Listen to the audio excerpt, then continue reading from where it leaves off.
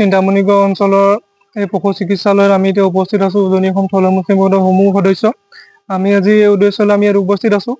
ইয়াত মানে আপোনাৰ যিখন মানে গেট, এই গেটখন নোহোৱা অৱস্থাৰ কাৰণে আমাৰ এই পশু চিকিৎসালয়ত মানে চিন্তামণিগড় অঞ্চলকে ধৰি বহু মানুহ আহি পেলাই ইয়াত মদৰ আড্ডা হয়, জুৱাৰ আড্ডা হয়। তাৰ ফলত আমাৰ সৰু সৰু ল'ৰা ছোৱালীৰ কাৰণে অলপ অসুবিধা হয়। আৰু এটা কথা, এই আমাৰ চিন্তামণিগড় অঞ্চলত যিটো পশু চিকিৎসালয় আছে, এই চিকিৎসালয়টোত যিজন চিকিৎসক তেওঁতো ইয়াত যিটো বিভাগত আছে তেওঁতো ইয়ালৈ নাহে। আৰু সেইটো কাৰণে আমাৰ এই অঞ্চলটো বানপীড়িত অঞ্চল। তাৰ কাৰণে আমাৰ যিবোৰ পশু আছে সেইবোৰৰ কাৰণে অলপ অসুবিধা হৈছে। তেওঁ চিকিৎসা কৰিবৰ কাৰণে চিকিৎসকজন নাহে, তেওঁ অকল দৰমহা খাই ঘৰত বহি আছে। আমি এদিনো আজিলৈকে দেখাই নাই, তলাটো বন্ধই হৈ থাকে। আমি আজি সেইকাৰণে উজনি অসম থলুৱা মুছলিম পৰিষদৰ সকলো সদস্য আমি আহি ইয়াত উপস্থিত হৈছোঁ।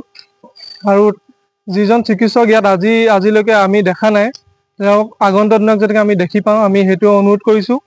আৰু ভৱিষ্যতে যাতে এইটো অঞ্চলত এই মদৰ আড্ডা, জুৱাৰ আড্ডা যাতে নহয়, আমি সেইটোৱে উজনি অসম থলুৱা মুছলিম পৰিষদৰ পৰা তীব্ৰ গৰিহণা দিছোঁ।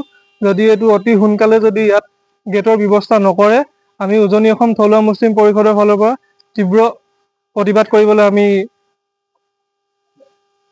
কাৰ্যসূচী হাতত ল'ম। আমি বৰ্তমানলৈকে একো জনোৱা হোৱা নাই, যদিও আমি আপোনালোকৰ চেনেলৰ জৰিয়তে আমি গৌৰীসাগৰ ভাৰপ্ৰাপ্ত বিষয়াকো আমি অনুৰোধ কৰিছোঁ যাতে আমাৰ এই অঞ্চলটো অকণমান চাই চিতি দিয়ে। আমি তাকে অনুৰোধ থাকিল তেওঁলোকলৈ। চিন্তামণিগড় পশুপালন চিকিৎসালয়খনত ডক্তৰ নাই। আমাৰ ইয়াত বহুতো সমস্যা হৈ গৈছে। তাতে আপোনাৰ গৰু, ছাগলী, ম'হ ইত্যাদি বহুতো অসুস্থ হোৱাৰ ফলত আমি মেডিকেললৈ আহোঁ, ডক্তৰ নাথাকে, টাইমতে ঔষধবিলাক নাপাওঁ। আমাক এজন ইয়াত ভাল ডক্তৰ লাগে। এজন ডক্তৰ আছে, কিন্তু ইয়াত সপ্তাহটোৰ মূৰত এদিনো নাহে, মাহেকৰ মূৰত আপোনাৰ আহে, কেতিয়াবা গধূলি টাইমত আহে। তেনেকুৱাত আমি দেখা পাওঁ, কিন্তু ৰেগুলাৰ মতে আমি ইয়াত দেখা নাপাওঁ তেওঁক। কিন্তু আমাৰ ইয়াত অতি সোনকালে আমি এখন স্মাৰক পত্ৰ দিছিলোঁ শিৱসাগৰ পশুপালন বিভাগত, আমি উজনি অসম থলুৱা মুছলিম পৰিষদৰ তৰফৰ পৰা।